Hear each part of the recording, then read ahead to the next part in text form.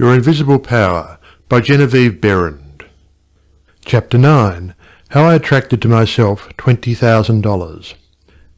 In the laboratory of experience in which my newly revealed relation to divine operation was to be tested, the first problem was a financial one. My income was a stipulated one, quite enough for my everyday needs. But it did not seem sufficient to enable me to go comfortably to England where Troward lived, and remain for an indefinite period to study with so great a teacher as he must be. So before inquiring whether Troward took pupils, or whether I would be eligible in case he did, I began to use the paragraph I had memorized. Daily, in fact almost hourly, the words were in my mind. My mind is a centre of divine operation, and divine operation means expansion into something better than has gone before. From the Edinburgh lectures I had read something about the law of attraction, and from the chapter of Causes and Conditions I had gleaned a vague idea of visualizing.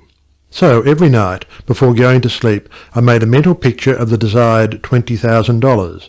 20 $1,000 bills were counted over each night in my bedroom, and then, with the idea of more emphatically impressing my mind with the fact that this $20,000 was for the purpose of going to England and studying with Troward, I wrote out my picture, saw myself buying my steamer ticket, walking up and down the ship's deck from New York to London, and finally saw myself accepted as Troward's pupil. This process was repeated every morning and every evening, always impressing more and more fully upon my mind Troward's memorized statement, "My mind is a centre of divine operations."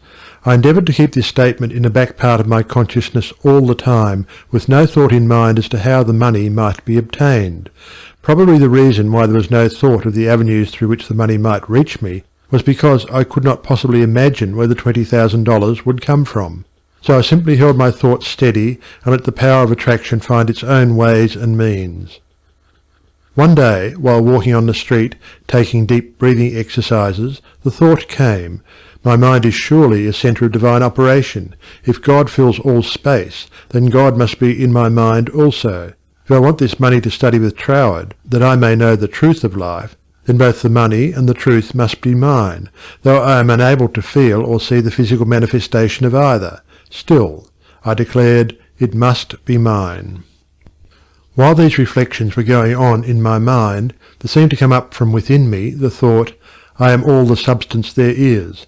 Then from another channel in my brain the answer seemed to come. Of course, that's it. Everything must have its beginning in mind. The I, the idea, must be the only one and primary substance there is, and this means money as well as everything else.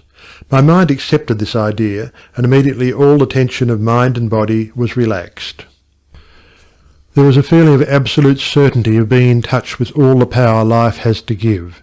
All thought of money, teacher, or even my own personality vanished in the great wave of joy which swept over my entire being. I walked on and on with this feeling of joy steadily increasing and expanding until everything about me seemed to glow with resplendent light. Every person I passed was illuminated as I was. All consciousness of personality had disappeared, and in its place there came that great and almost overwhelming sense of joy and contentment. That night, when I made my picture of the $20,000, it was with an entirely changed aspect.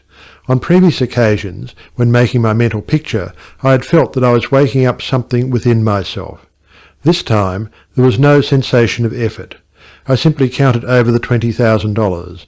Then, in the most unexpected manner, from a source of which I had no consciousness at the time, there seemed to open a possible avenue through which the money might reach me. At first it took great effort not to be excited. It all seemed so wonderful, so glorious to be in touch with supply. But had not Troward cautioned his readers to keep all excitement out of their minds in the first flush of realization of union with infinite supply, and to treat this fact as a perfectly natural result that had been reached through our demand? This was even more difficult for me than it was to hold the thought that all the substance there is I am, I, idea, and the beginning of all form, visible or invisible. Just as soon as there appeared a circumstance which indicated the direction through which the $20,000 might come, I not only made a supreme effort to regard the indicated direction calmly as the first sprout of the seed I had sown in the Absolute, but left no stone unturned to follow up that direction by fulfilling my part. By so doing, one circumstance seemed naturally to lead to another, until, step by step, my desired $20,000 was secured. To keep my mind poised and free from excitement was my greatest effort. This first concrete fruition of my study of mental science as expounded by Troward's book had come by a careful following of the methods he had outlined. In this connection, therefore, I can offer to the reader no better gift than to quote Troward's book, The Edinburgh Lectures, from which may be derived a complete idea of the line of action I was endeavouring to follow.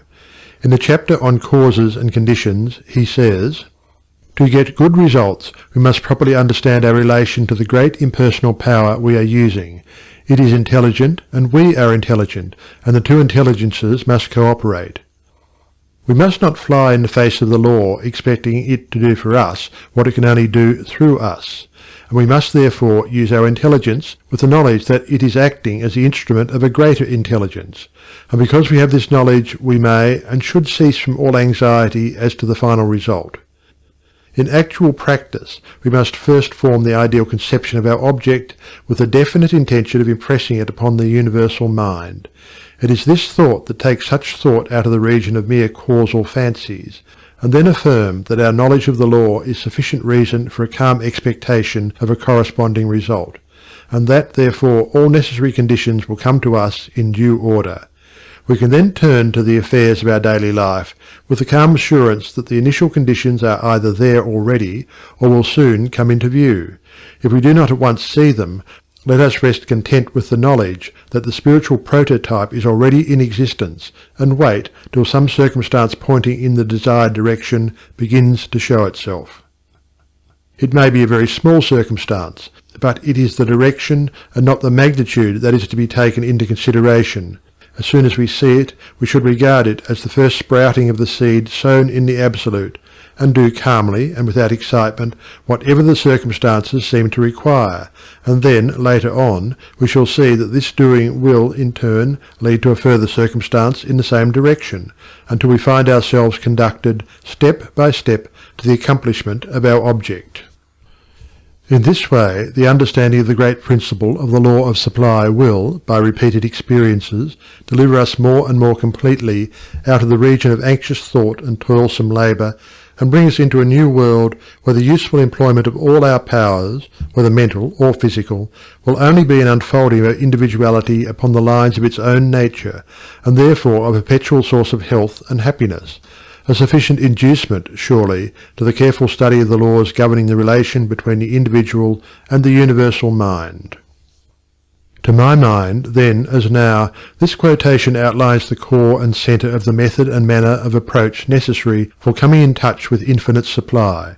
At least it, together with the previously quoted statement, "My mind is a centre of divine operation," etc., constituted the only apparent means of attracting to myself the $20,000. My constant endeavour to get into the spirit of these statements, and to attract to myself this needed sum, was about 6 weeks, at the end of which time I had in my bank the required $20,000. This could be made into a long story, giving all the details, but the facts, as already narrated, will give you a definite idea of the magnetic condition of my mind while the $20,000 was finding its way to me. End of chapter 9.